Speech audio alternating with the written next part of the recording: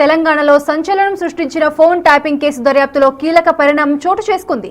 SIT నోటీసుల మేరకు కాంగ్రెస్ ఎమ్మెల్యేలు NM Srinivasa Reddy, Anirudh Reddy విచారణకు హాజరయ్యారు. బంజారాహిల్స్లోని కమాండ్ అండ్ కంట్రోల్ సెంటర్లో సిట్ అధికారులు వీరిద్దరిని విచారించి వారి స్టేట్మెంట్లను రికార్డ్ చేశారు.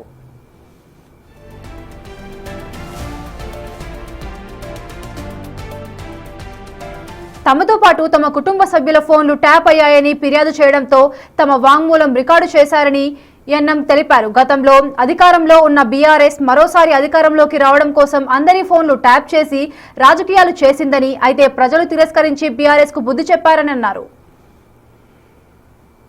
ఫోన్ ట్యాపింగ్ కేసులో విచారణ నిమిత్తం మాకు పోలీసుల నుంచి నోటీస్ వస్తే మా స్టేట్మెంట్స్ రికార్డ్ చేయడానికి ఇన్వెస్టిగేషన్ ఆఫీసర్ దగ్గరికి వెళ్ళి రికార్డ్ చేయించడం జరిగింది. గత అసెంబ్లీ ఎన్నికల్లో మా ఫోన్లతో పాటు కుటుంబ సభ్యుల ఫోన్లు, మాతో మాట్లాడే ప్రతి ఒక్కరి ఫోను, జర్నలిస్టు మిత్రుల ఫోన్లు అన్నీ కూడా కొన్ని వేల మంది ఫోన్లు ట్యాప్ చేయడం జరిగింది.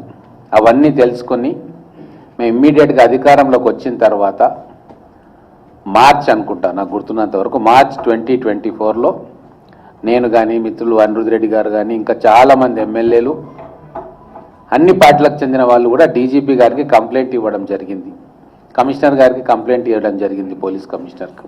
ఈ ఫోన్ ట్యాపింగ్ వ్యవహారంలో మూల సూత్రధారుడు ఎవరు, పాత్రధారులు ఎవరు, ఎవరి ఆదేశాలతోటి ఫోన్ ట్యాపింగ్ జరిగింది,